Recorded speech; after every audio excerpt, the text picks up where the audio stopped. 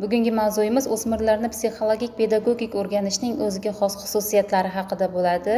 O'smirlik yoshidagi bolalarni psixolopedagogik tashxislash metodikalari mavzuimiz uchun rejalarimiz. O'smirlik yoshi bu bolalik bilan katta yoshlilarning orasidagi davr deb oldik birinchisini.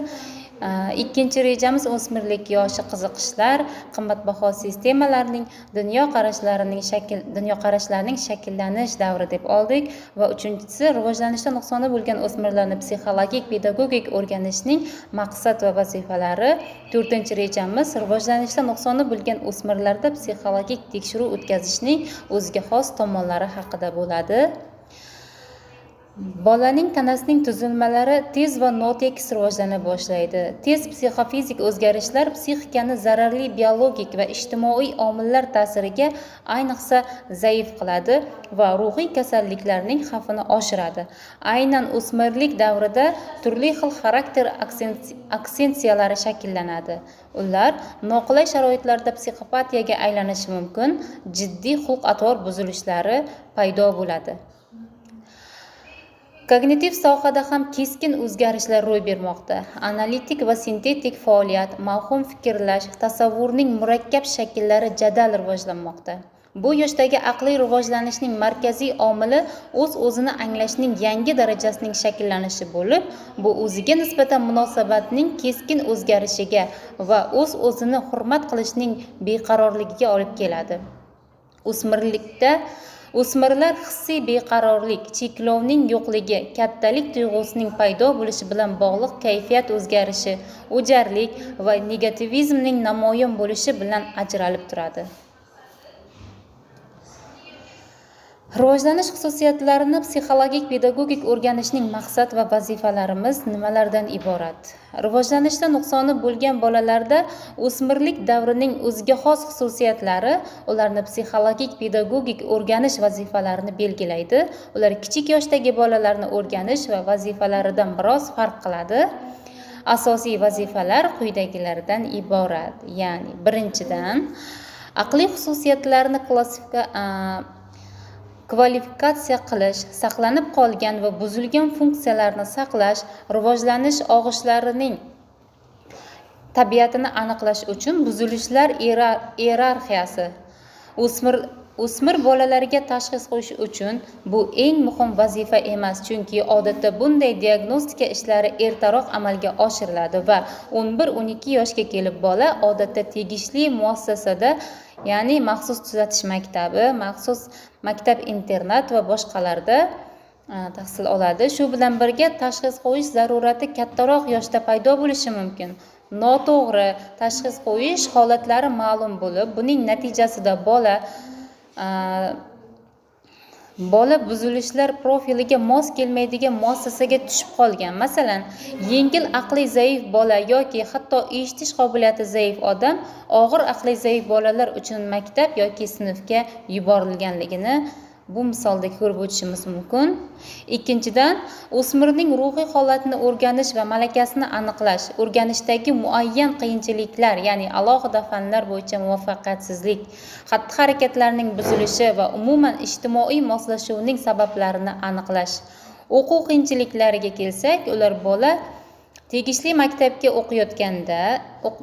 o'qiyotganda, lekin ba'zi bir mavzularni o'zlashtirishga to'sqinlik qiladigan bir qator individual aqliy xususiyatlarga ega bo'lsa, fazoviy orientatsiya, vosita ko'nikmalarining yengil ifodalangan buzilishi, motivatsiyaning yetarli emasligi va boshqalar. Keyingi uchinchidan kasbga yo'naltirish maqsadida aqliy faoliyat strukturasini diagnostika qilish. O'smirlik bu o'z taqdirini hal qilish davri hisoblanadi. Rivojlanishda nuqsoni bo'lgan o'smirga o'z imkoniyatlarini to'g'ri baholash va kasbiy yo'lni tanlashga yordam berish juda muhimdir. Bu esa diagnostika ishining o'ziga xos xususiyatlaridan biridir. Bolalarning intellektual va nutq rivojlanishi umuman yaxshilanganligi sababli shaxsiyat va shaxslararo munosabatlarni o'rganish uchun juda murakkab usullardan, ya'ni anketa va proyektiv testlardan foydalanish mumkin bo'ladi.